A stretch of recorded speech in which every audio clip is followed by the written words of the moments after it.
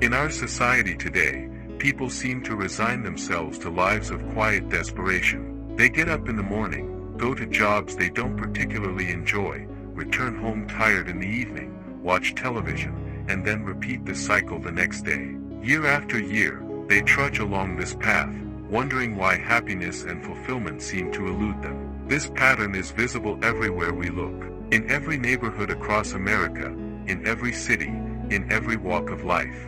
Hardworking men and women following the same routine day after day, month after month, year after year. They work diligently, they expend enormous energy, and yet somehow, at the end of it all, they find themselves wondering, is this all there is to life?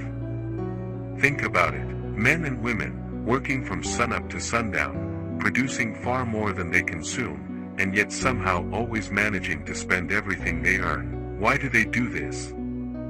Why do people accept mediocrity when greatness is within their grasp? Consider the statistics. Out of every 100 people who reach retirement age in America, only 1 will be wealthy. 4 will be financially independent, 5 will still be working, and the remaining 90 will be dependent on others for their livelihood. These aren't simply numbers on a page, they represent real lives, real dreams either fulfilled or abandoned. The answer lies in understanding what has happened to them. Somewhere along the way, they've forgotten a fundamental truth about human existence. They've lost sight of the strangest secret. Here it is, the strangest secret in the world. We become what we think about. Let me repeat that. We become what we think about. This isn't some mystical concept or abstract philosophy. It's as practical and predictable as the law of gravity. Just as a farmer plants corn expecting corn to grow, not wheat or barley, our minds consistently produce conditions that correspond precisely to our dominant thoughts. Marcus Aurelius, the great Roman emperor, said it this way, "A man's life is what his thoughts make of it." Ralph Waldo Emerson called it the law of compensation, writing, "You will become as small as your controlling desire, as great as your dominant aspiration." The Bible tells us, "As a man thinketh in his heart, so is he." Buddha declared, "All that we are is the result of what we have thought." Throughout human history, the greatest thinkers and achievers have all arrived at this same fundamental principle, though they may have expressed it in different ways. William James, the father of American psychology, wrote, "The greatest discovery of my generation is that human beings can alter their lives by altering their attitudes of mind." Napoleon Hill, after studying the lives of over 500 of America's most successful individuals, concluded that, whatever the mind can conceive and believe, it can achieve. The human mind is much like a farmer's land. The land doesn't care what you plant in it, it will return what you plant, but it doesn't care what you plant. This is the law of harvest. If we plant corn, we harvest corn. If we plant nothing, we harvest weeds, for nature abhors a vacuum. Your mind works exactly the same way. It will return to you precisely what you plant in it, but it doesn't care what you plant. This is why so many people live lives of quiet desperation. They're planting thoughts of fear, worry, anxiety, and doubt, and harvesting exactly those conditions in their lives. Let me illustrate this with a simple example. Have you ever purchased a new car, and suddenly started seeing that same model everywhere?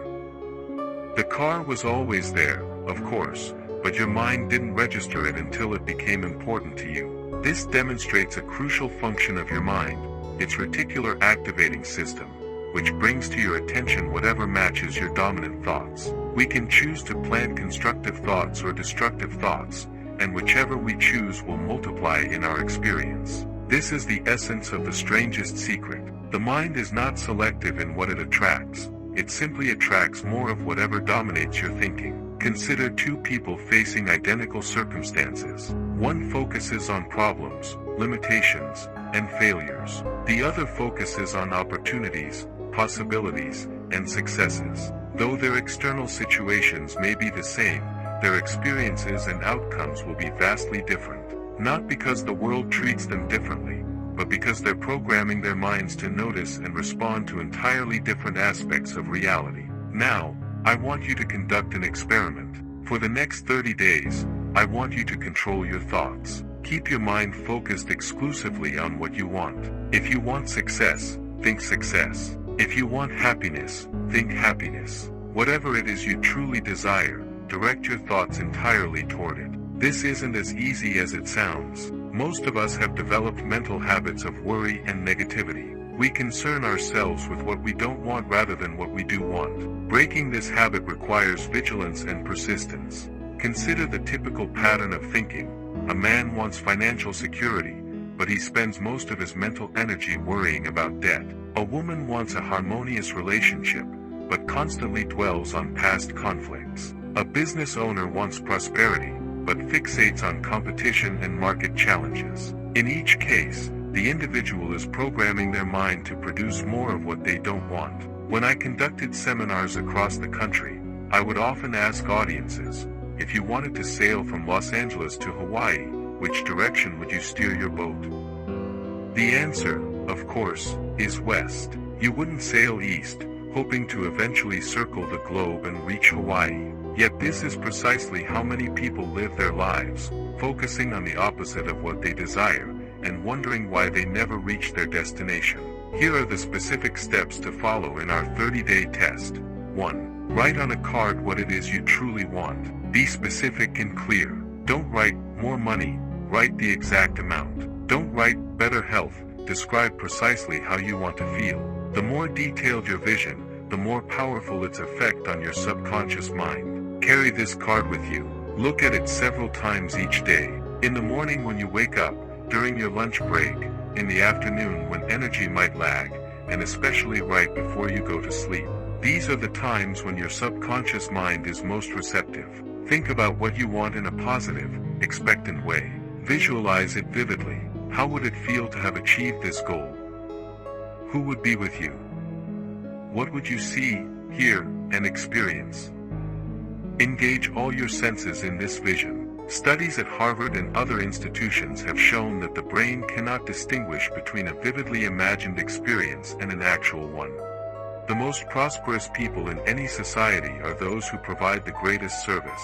They solve problems, fulfill needs, and make positive contributions. They understand that compensation is directly proportional to service. Look at any truly successful individual, whether in business, science, the arts, or public service, and you'll find someone whose primary motivation is not personal gain but contribution. Andrew Carnegie, after amassing one of the largest fortunes in history, devoted the latter part of his life to philanthropy. Thomas Edison was motivated not by wealth but by a desire to create inventions that would improve human life. Albert Schweitzer abandoned a comfortable career in Europe to serve the people of Africa. Their achievements endure because they were built on a foundation of service. The great paradox is that by focusing first on what you can give rather than what you can get, you ultimately receive far more. This isn't mystical, it's practical. When you solve problems for others, you create value. When you create value, you are rewarded. This is the natural circulation of life's energy. Everything in our universe operates according to law. Nothing happens by chance. The law of causality states that every effect must have a cause. Your success or failure, happiness or unhappiness, are effects. Your thoughts are causes. Consider the principle of sowing and reaping. If you want to harvest wheat, you must plant wheat. If you plant wheat but expect corn, you'll be disappointed. This is not punishment, it's simply the operation of natural law. The universe doesn't judge your actions as good or bad, it simply returns to you the equivalent of what you put into it. The same principle applies to human relationships. If you want friendship, be friendly. If you want respect, be respectful. If you want love, be loving. Whatever you want to receive, first give it. This is not sentiment, it's science. For every action, there is an equal and opposite reaction. The energy you put out returns to you, often multiplied. Success is not an accident. It's the result of consistently applying correct principles to your life and work. When you align your thoughts with what you truly desire, and persist in this alignment, you set in motion forces that inevitably produce corresponding results. Consider the achievements of any person you admire. Analyze their path closely, and you'll find the application of these principles. Thomas Edison failed thousands of times before perfecting the electric light bulb. Henry Ford went bankrupt twice before creating the assembly line that revolutionized manufacturing. Abraham Lincoln lost 8 elections before becoming president. What distinguished these individuals was not luck or talent alone, but persistence in aligned thinking. Let me give you some practical ways to apply the strangest secret in your daily life. Begin each day with positive expectation. Before you rise from bed, take a few moments to set the tone of your day. Expect good things to happen. Recall your goals with enthusiasm. This simple practice creates a mental atmosphere conducive to achievement. Many of the world's most accomplished individuals follow this discipline. They understand that the first thoughts of the day establish a pattern that influences everything that follows. Instead of immediately checking email or news, which often contains problems and negativity, they intentionally focus their minds on possibility and opportunity. Guard your environment. Be selective about what you read, watch, and listen to. Surround yourself with positive influences. The average American spends over 4 hours daily watching television, much of it filled with violence, conflict, and materialistic messages. Consider how this shapes your consciousness. Instead, fill your mind with material that uplifts and inspires. Read biographies of great men and women. Study ideas that challenge and expand your thinking. Listen to music that energizes and elevates your spirit. The quality of your mental diet determines the quality of your thoughts. Watch your associations. Spend time with forward-thinking, achievement-oriented people.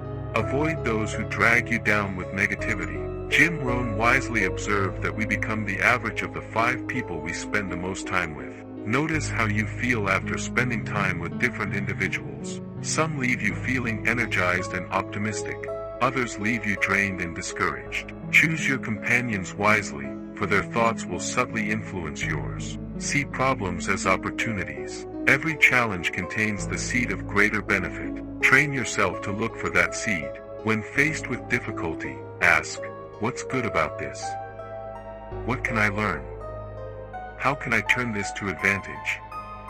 Charles Kettering, the brilliant inventor, said, problems are the price of progress. Without problems to solve, there would be no innovation, no growth, no advancement. The greatest fortunes have been built by individuals who identified problems and created solutions. Set meaningful goals. Goals give direction to your thinking. Without clear goals, your thoughts will wander aimlessly. Written goals are especially powerful. They transform vague wishes into concrete targets. Your goals should stretch you beyond your comfort zone but remain within the realm of possibility. They should excite you when you think about them, and they should be specific enough that you'll know exactly when you've achieved them. Take action. Thoughts alone are not enough. They must be followed by decisive action steps that move you toward your goal. Activity without direction is merely motion. Directed activity becomes achievement. Break your larger goals into smaller, manageable tasks. What one thing could you do today to move toward your objective? Consistent daily action, aligned with your dominant thoughts, creates unstoppable momentum. Persist. Rome wasn't built in a day, and neither is a successful life. Commitment to your vision, especially during difficult times, is essential. Most people overestimate what they can accomplish in a year and underestimate what they can achieve in a decade of focused effort. Remember that nearly every overnight success is preceded by years of dedication and perseverance. The oak tree endures countless storms before reaching its full height. Likewise, your success will likely encounter setbacks and obstacles. These are not signs of failure but opportunities for growth. What happens when you consistently apply the strangest secret? First, you'll notice a change in your outlook. Optimism will replace pessimism. Confidence will replace doubt. Energy will replace lethargy.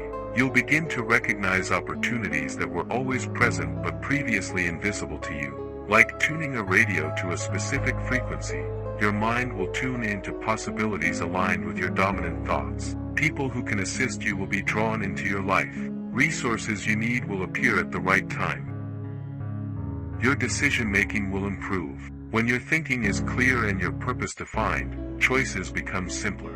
You'll waste less time on activities that don't serve your goals. You'll invest more energy in what truly matters. As these internal changes take root, external circumstances begin to shift. Opportunities appear that you hadn't noticed before.